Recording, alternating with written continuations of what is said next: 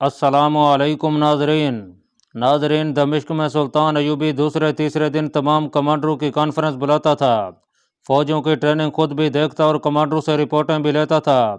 रातों को कपड़ों के बगैर ट्रेनिंग देकर उसने अपनी फौज को सर्दियों में लड़ने के लिए तैयार कर लिया था। करीब चट्टानें थीं। उसने सहरा में भागने दौड़ने वाले घोड़ों को चट्टानों पर चढ़ने और उतरने का आदी बना दिया था। उधर हलब में भी 2-3 कॉन्फ्रेंसें हो चुकी थीं। वहां के कमांडरों को यह इत्तला मिल चुकी थी कि सुल्तान अयूबी की फौज रात को जंगी मशकें करती है, लेकिन उन्होंने उसे कोई अहमियत नहीं दी थी। वो कहते थे कि अयूबी का दिमाग खराब हो गया है, हमारे सामने आएगा तो उसके होश ठिकाने आ जाएंगे। उन कमांडरों में कोई एक भी इंटेलिजेंस की सूझबूझ नहीं रखता था।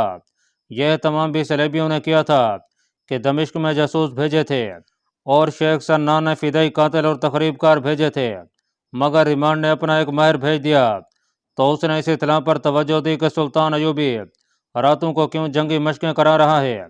उसने हलब के कमांडरों की कॉन्फ्रेंस में यह मसला भी पेश नहीं किया था। वो अभी इसकी वजह मालूम नहीं कर सका था। सुल्तान अयूबी ने तो हलब और मूसल वगैरह में जासूसों का जाल बिछा दिया था।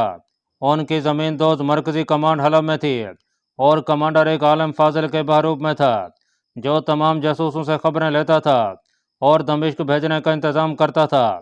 वो अपने जासूसों की हिफाजत का और उन्हें खतरे के वक्त रिपोर्ट करने का बंदोबस्त भी करता था। सलाहुद्दीन अयूबी को बुरा भला कहने में वो पेश पेश था। जहाँ लोग उसका एहतराम करते थे, वहाँ अमीर, वजीर और ऊंची हैसियत के शेरी भी उसे इज्जत की निगाह से देखते थे। उसके जासूसों का गिरोह हर ज़रूरी जगह मौजूद था। अल मलिकुल साले के महल के बॉडी गार्ड में भी जासूस मौजूद थे। 2 जासूस खसूसी पहरादारों की हैसियत से खलीफा की मरकजी कमांड की उस इमारत तक भी पहुंच गए थे जहां उनकी जंगी कॉन्फ्रेंसें मुनक्किद होती थीं। सलेबी जासूसों के कमांडर ने आते ही एक तो इस पर तवज्जो दी कि दमिश्क में जासूसी के निज़ाम को मजबूत और कारगर बनाया जाए और हलब में सुल्तान अयूबी के जो जासूस हैं उनका सुराग लगाया जाए।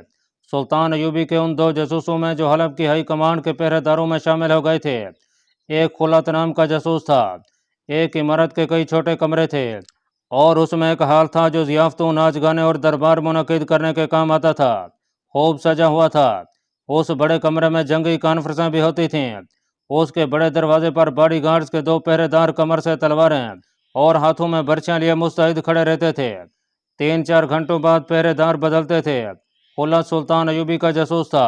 उसके साथ एक और पहरेदार भी जासूस था। इन दोनों का पहरा इकट्ठे लगा करता था। इन्होंने यहाँ से बहुत सी मालूमात हासिल की और दमिश्क भेजी थी। एक शाम एक नई रकासा आई। उस शाम हाल में ज़ियाफ़त थी। मेहमान भी आ रहे थे। नाचने गाने वालियाँ और दूसरी लड़कियाँ भी आ रही थीं। यह रिमांड का भेजा हुआ जासूस का कमांडर था। खुलत ने मालूम कर लिया था कि यह कौन है। उसे अब उसकी सरगर्मियाँ देखनी थीं। इसके अलावा उसने एक और नया चेहरा देखा। यह एक लड़की थी जिसे वो 3-4 दिनों से देख रहा था। यह नई आई थी। खुलत अपने साथी के साथ ड्यूटी ख़त्म करके जा रहा था। यह लड़की सामने आ गई। वो ठुठक गया। यह चेहरा उसे जाना पहचाना लगा, मगर वो समझा कि चेहरों में मुशाबत भी बहुत होती है। उसने तवज्जो हटा ली, लेकिन उस लड़की ने उसे कुछ ज़्यादा ही गौर से देखा और उसे देखती आगे निकल गई। खुलत ने घूम कर देखा तो लड़की रुक कर उसे देख रही थी। दूसरे दिन भी ऐसा ही हुआ। खुलत ने यह मालूम कर लिया था कि यह रकासा है। वो कोई शहजादी मालूम होती थी। खुल्लत सिपाही था। उसका ऐसी लड़की के साथ कोई ताल्लुक नहीं हो सकता था। शहजादी किस्म की रकासा तो अमीरों की मलकियत थी। अलबत्ता खुलत को एक और लड़की याद आ गई थी जिसकी शक्ल सूरत उस रकासा से मिलती जुलती थी।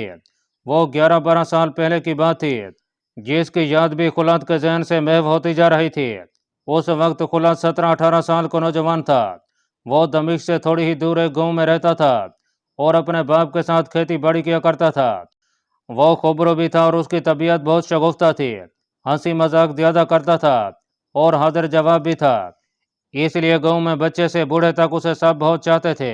हिजरत का सिलसिला तो चलता ही रहता था। जिन इलाकों पर सलेबी काबिज थे, वहां से मुसलमान कुंभे सलेबियों के जोरों सितम से तंग आकर मुसलमानों की हुक्मरानी के इलाकों में आते रहते थे। मकामी लोग उनकी इमदाद करते और उन्हें आबाद कर लेते थे। ऐसा ही एक कुंभा कहीं से हिजरत करके खुलत के गांव में आ गया। उसमें हमीरा नाम की एक बच्ची थी जिसकी उम्र उस वक्त 11-12 साल थी। गांव वालों ने इस कुंभे को आबाद कर लिया और खेती बाड़ी के लिए ज़मीन और सामान भी मुहैया कर दिया। अमीरा के बहन भाई छोटे थे, काम करने के काबिल सिर्फ बाप था। खुलत ने उसका हाथ बटाना शुरू कर दिया। अमीरा को खुलत की बातें अच्छी लगती थीं। वो खुलत के घर आया जाया करती थी। घर हो या खेत, अमीरा उससे कहानियां जरूर सुनती थी। खुलत दिलचस्प किसे घर लिया करता था। 2-4 माह बाद अमीरा के बाप ने खेती बाड़ी खत्म कर दी। किसी को मालूम नहीं था कि उसने कौन सा जरिया मुआशी इख्तियार कर लिया है। अलबत्ता इस कुंबे की हालत बेहतर होती जा रही थी। अमीरा खुलत में घुल मिल गई थी। वो खेतों में काम करने जाता तो हमीरा वहां चली जाती, घर में होता तो वहां आती।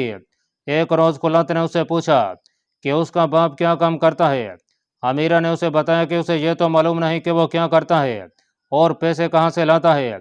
उसे सिर्फ ये पता है कि उसका बाप अच्छा आदमी नहीं, वो शहर से कोई नशा करके आता है।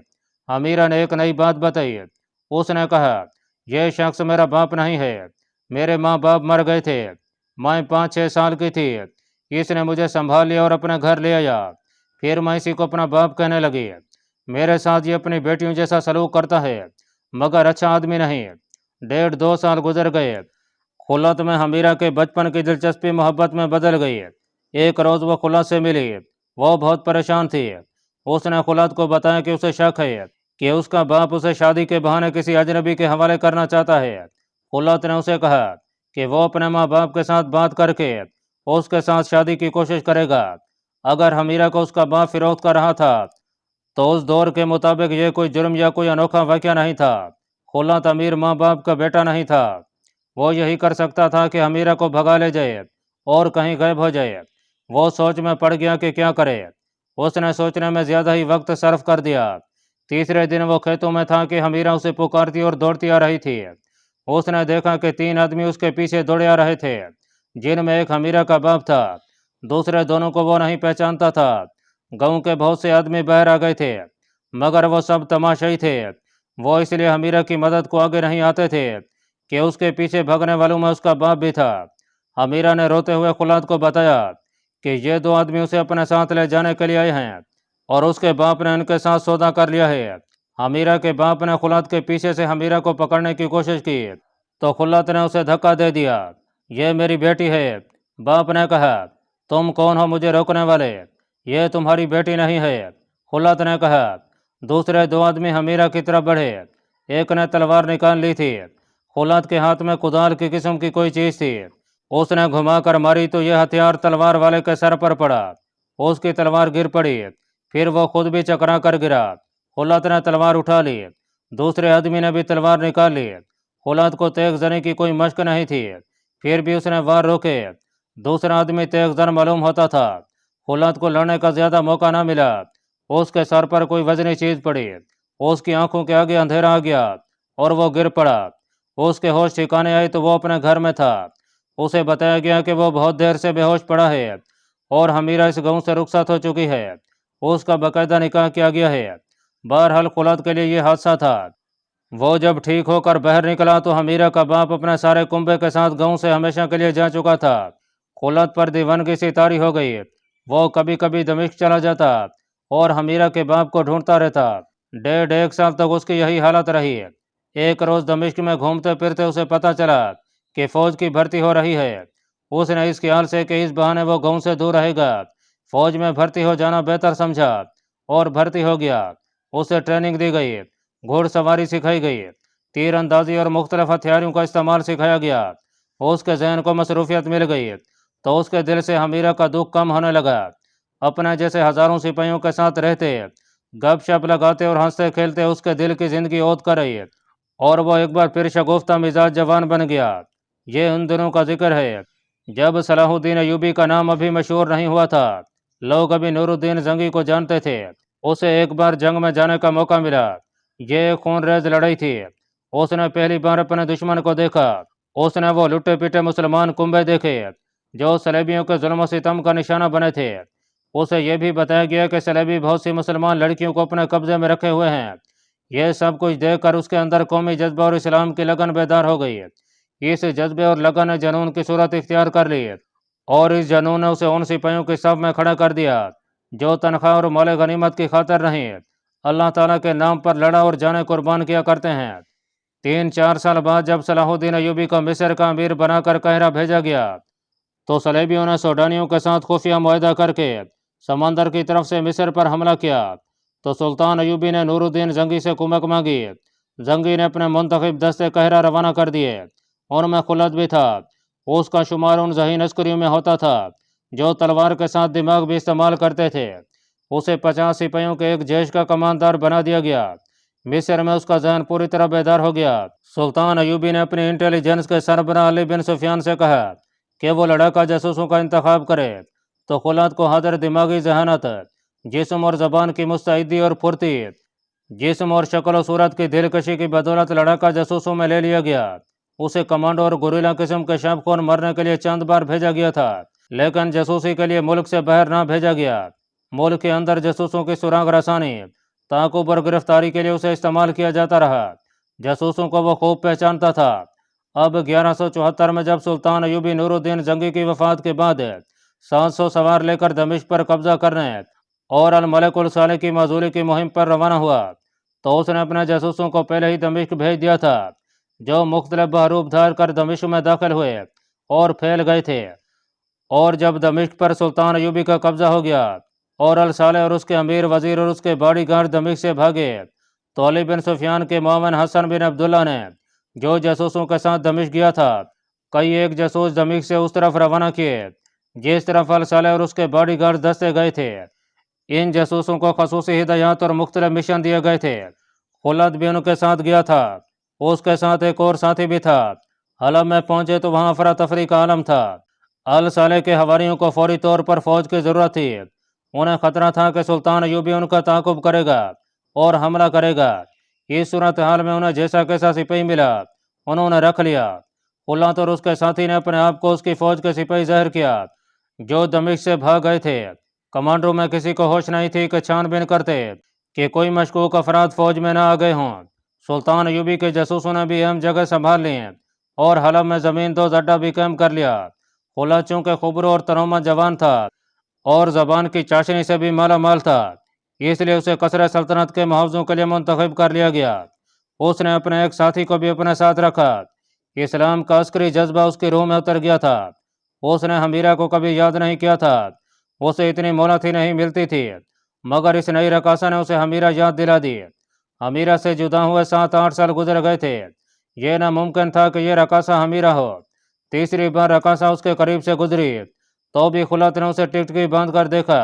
رقاصہ بھی اسے دیکھ رہی تھی۔ اب کہ وہ رک گئی۔ تمہارا نام کیا ہے؟ رقاصہ نے پوچھا۔ خلد نے اپنا وہ فرضی نام بتایا جو اس نے وہاں لکھوا رکھا تھا۔ خلد کو خوشی بھی ہوئی کہ یہ حمیرہ نہیں، حمیرہ تو بھولی بھالی لڑکی تھی۔ اسی شام حال میں ضیافت تھی۔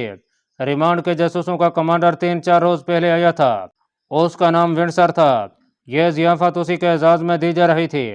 خلد نے معلوم کر لیا تھا کہ یہ جاسوسی کا ماہر ہے اور جاسوسی کے نظام کو بہتر بنانے کے لیے آیا ہے۔ شام کا اندھیرا گہرا ہو گیا تھا۔ حال میں مہمان آ رہے تھے، کھانے چنے جا رہے تھے اور شراب کے دور چل رہے تھے۔ ابھی ونڈسر نہیں آیا تھا۔ خلد اور اس کے ساتھی کی ڈیوٹی ہال کے دروازے پر تھی۔ کچھ دیر بعد ونڈسر آ گیا۔ اس نے دونوں پہرے داروں کو غور سے دیکھا، پھر اس نے خلد کے چہرے پر نظریں گاڑ دیں۔ تم خلیفہ کے محافظ دستے میں کب آئے ہو؟ ونڈسر نے خلد کی زبان میں پوچھا۔ یہاں آ کر مجھے محافظ دستے میں لیا گیا ہے، خلد نے جواب دیا۔ اس سے پہلے میں دمشق کی فوج میں تھا۔ تم مصر بھی گئے تھے؟ ونڈسر نے پوچھا۔ نہیں۔ ونڈسر نے دوسرے پہرے دار سے خلد کے متعلق پوچھا۔ تم اسے کب سے جانتے ہو؟ ہم دونوں دمشق کی فوج میں اکٹھے رہے ہیں، اس نے جواب دیا۔ ایک دوسرے کو اچھی طرح جانتے ہیں اور میں شاید تم دونوں کو اچھی طرح جانتا ہوں۔ ونڈسر نے مسکرا کر کہا، ذرا میرے ساتھ ہو۔ وہ انہیں پہرے سے ہٹا کر اپنے ساتھ لے گیا۔ وہ گھاگ سراغ رساں اور جاسوس تھا۔ یہاں پہنچتے ہی اس نے باڈی گارڈز کی خفیہ چھان بین شروع کر دی تھی۔ خلد کو دیکھتے ہی اسے کچھ یاد آ گیا تھا اور اس نے جب اس کے ساتھی کو دیکھا تو اس کا شک پکا ہو گیا۔ شک غلط بھی نہیں تھا۔ خلد اور اس کا ساتھی 3-4 سال پہلے انٹیلیجنس میں تھے اور وہ اکٹھے رہتے تھے۔ ان کی جوڑی پکی ہو گئی تھی۔ ونڈسر انہیں اپنے کمرے میں لے گیا جو اسی عمارت میں بڑے ہال سے تھوڑی ہی دور تھا۔ کمرے میں لے جا کر اس نے مشعل کی روشنی میں دونوں کو ایک بار پھر غور سے دیکھا۔ اگر تم مجھے یقین دلا دو کہ تم یہاں کے وفادار ہو اور صلاح الدین ایوبی کو اپنا دشمن سمجھتے ہو تو میں تمہیں چھوڑوں گا ہی نہیں۔ بلکہ ایسے کام پر لگاؤں گا جہاں عیش کرو گے۔ ونڈسر نے کہا، جھوٹ نہ بولنا ورنہ پچھتاؤ گے، ہم یہیں کے وفادار ہیں۔ خلت نے کہا، تم نے وفاداری کب سے بدلی ہے؟ ونڈسر نے پوچھا، اور کیوں بدلی ہے؟ خدا اور رسول کے بعد خلیفہ کا رتبہ ہے۔ خلت نے کہا، صلاح الدین ایوبی کا کوئی رتبہ نہیں۔ مصر کب سے آئے ہو؟ ونڈسر نے پوچھا، اور جواب کا انتظار کیے بغیر کہا، تم شاید مجھے نہیں جانتے، میں بھی تمہاری طرح جاسوس ہوں۔ نام شاید بھول جاؤں، چہرے بھولا نہیں کرتا۔ علی بن سفیان کہاں ہے؟ مصر میں یا دمشق میں؟ ہم اسے نہیں جانتے۔ خلت کے ساتھی نے جواب دیا، ہم سیدھے سادے سپاہی ہیں۔ ونڈسر نے دروازے میں جا کر دیکھا اور کسی ملازم کو آواز دی۔ ملازم آیا تو اس نے کسی لڑکی کا نام لے کر ملازم سے کہا کہ اسے بلا لو۔ وہ لڑکی قریب ہی کسی کمرے میں تھی۔ ذرا سی دیر میں ایک لڑکی آ گئی۔ خلت کو معلوم تھا کہ یہ سلیبی لڑکی ہے۔ اس کے ساتھ نئی رقاصہ تھی جسے دیکھ کر خلت کو حمیرہ یاد آ جایا کرتی تھی۔ ونڈسر نے سلیبی لڑکی سے کہا، میں نے تمہیں کسی اور کام کے لیے بلایا ہے۔ دونوں پہرے داروں کی طرف اشارہ کر کے اس نے لڑکی سے کہا، ان دونوں چہروں کو دیکھو، شاید تمہیں کچھ یاد آ جائے۔ لڑکی نے دونوں کو بڑی غور سے دیکھا، ماتھے پر شکن ڈال کر سوچا، پھر دیکھا اور اس کے ہونٹوں پر مسکراہٹ آ گئی۔ اس نے خلت اور اس کے ساتھی سے پوچھا، تم کس وقت ہوش میں آئے تھے؟ دونوں نے ایک دوسرے کی طرف دیکھا، پھر لڑکی کو دیکھا۔ خلت حاضر دماغ تھا، وہ جان گیا کہ انہیں پہچان لیا گیا ہے۔ وہ بچنے کے طریقے سوچنے لگا۔ یہ اب عقل اور ہوش کا کھیل تھا۔ اس نے بھولا بن کر کہا، میں سمجھ نہیں سکتا کہ پہرے سے ہٹا کر آپ نے ہمارے ساتھ کیوں مذاق شروع کر دیا ہے۔ ہمارے کماندار نے دیکھ لیا تو ہمیں سزا دے گا۔ تم پہرہ دار نہیں ہو۔ ونڈسر نے کہا، تم دونوں کو وہاں کھڑا کرنے کی بجائے بہتر ہے کہ وہاں کوئی بھی کھڑا نہ ہو، وہاں تمہاری کوئی ضرورت نہیں۔ اس نے خلت کے کندھے پر ہاتھ رکھ کر کہا، یہاں آ کر اپنا حلیہ ذرا سا تو بدل لیا ہوتا۔ سلطان صلاح الدین ایوبی اور علی بن سفیان جاسوسی کے ماہر ہیں، لیکن ہم بھی اناڑی نہیں۔ اپنے آپ کو مصیبت میں نہ ڈالو۔ فوراً بتا دو کہ تم دونوں مصر سے آئے ہوئے جاسوس ہو۔ تمہارے ساتھ میری اور اس لڑکی کی ملاقات پہلے بھی ہو چکی ہے۔ تم مجھے نہیں پہچان سکے کیونکہ میں بگڑے ہوئے حلیے میں تھا۔ میں نے تمہیں پہچان لیا ہے کیونکہ تم آج بھی اسی حلیے میں ہو جس میں 2.5 سال پہلے تھے۔ ذرا ذہن پر زور دو۔ مصر کے شمال میں تم دونوں ایک قافلے کے ساتھ چل پڑے تھے کیونکہ تمہیں شک تھا کہ یہ قافلہ مشکوک ہے۔ تم نے ایک قافلے کے ساتھ سفر کیا تھا، ایک رات بھی قافلے کے ساتھ گزاری تھی، مگر تمہاری بدقسمتی کہ جب تمہاری آنکھ کھلی تو تم صحرا میں اکیلے پڑے تھے۔ قافلہ بہت دور نکل گیا تھا۔ ونڈسر نے انہیں یاد دلایا۔ ناظرین، خلت اور اس کا یہی ساتھی جاسوسوں کی سراغ رسانی کی ڈیوٹی پر تھے۔ یہ 2.5-3 سال پہلے کا واقعہ ہے۔ سوڈانیوں کو شکست تو دی جا چکی تھی، لیکن وہ صلیبیوں کی مدد سے مصر پر حملے کی تیاریوں میں مصروف تھے۔ مصر کے اندر صلیبی جاسوس اور تخریب کار سرگرم تھے۔ ان کی سراغ رسانی کے لیے علی بن سفیان کا جاسوسی نظام کام کر رہا تھا۔ سرحدوں پر گشتی دستے بھی تھے۔ ایک بار خلت اپنے اس ساتھی کے ساتھ مصر کے شمال میں گشت پر تھا۔ دونوں اونٹوں پر سوار تھے اور دونوں غریب سے صحرائی مسافروں کے بھیس میں تھے۔ انہیں ایک قافلہ جاتا نظر آیا جس میں بہت سے اونٹ اور چاندے گھوڑے تھے۔ قافلے والوں میں بوڑھے بھی تھے، جوان بھی تھے، بچے اور عورتیں بھی تھیں۔ خلت اور اس کے ساتھی نے ہدایات اور ٹریننگ کے مطابق قافلے والوں پر یہ ظاہر کیا کہ وہ مسافر ہیں اور آگے جا رہے ہیں۔ ان دونوں نے گپ شپ کے انداز سے معلوم کرنا شروع کر دیا کہ یہ قافلہ کہاں سے آیا ہے اور کہاں جا رہا ہے۔ انہیں معلوم تھا کہ اگلی سرحدی چوکی کہاں ہے، مگر انہوں نے دیکھا کہ قافلہ ایسی سمت کو جا رہا تھا جس طرف کوئی چوکی نہیں تھی۔ وہ علاقہ ایسا ہی تھا کہ گشتی پہرے اور چوکی سے بچ کر نکلا جا سکتا تھا۔ اونٹوں پر جو سامان لدا ہوا تھا وہ بھی مشکوک سا معلوم ہوتا تھا۔ پتہ نہیں چلتا تھا کہ ان بڑے بڑے مٹکوں اور لپٹے ہوئے خیموں وغیرہ میں کیا ہے۔ بہرحال سامان معمولی نہیں تھا۔ خلت اور اس کے ساتھی صحرائی خانہ بدوشوں کے انداز سے معلوم کرنے کی کوشش کر رہے تھے۔ قافلے میں 4 جوان لڑکیاں بھی تھیں۔ ان کے لباس تو خانہ بدوشوں بلکہ بدوں کی طرح تھے، لیکن ان کے چہروں اور خد و خال کی دلکشی بتا رہی تھی کہ معاملہ کچھ اور ہے اور یہ بحروف ہے۔ قافلے میں ایک بوڑھا آدمی تھا۔ اس کا رنگ گورا تھا اور چہرے پر جھریاں، مگر اس کے دانت بتاتے تھے کہ اس کی عمر اتنی زیادہ نہیں جتنی چہرہ بتا رہا تھا۔ اس بوڑھے نے خلت اور اس کے ساتھی کو اپنے ساتھ کر لیا اور بڑے پیارو انداز سے ان سے پوچھنے لگا کہ وہ کہاں سے آئے ہیں اور کہاں جا رہے ہیں۔ خلت اپنے متعلق غلط باتیں بتاتا رہا اور اس سے معلوم کرنے کی کوشش کرتا رہا کہ قافلہ کہاں سے آیا ہے اور کہاں جا رہا ہے اور سامان کیا ہے۔ وہ بوڑھا اتنی اچھی باتیں کرتا تھا کہ خلعت اور اس کا ساتھی اس کی باتوں میں الجھ گئے۔ چلتے چلتے شام ہو گئی، پھر رات گہری ہو گئی اور قافلہ چلتا رہا۔ خلعت نے قافلے کا رخ بدلنے کے لیے بوڑھے سے کہا کہ فلاں طرف چلیں تو منزل قریب آ جائے گی۔ اس کا مقصد تھا کہ قافلے کو چوکی کے قریب سے گزارا جائے۔ صاف پتہ چل رہا تھا کہ قافلہ چوکی سے بچنے کی کوشش میں ہے۔ اللہ پاک کمی بیشی معاف فرمائے۔ اللہ آپ کا حامی و ناصر ہو، آمین۔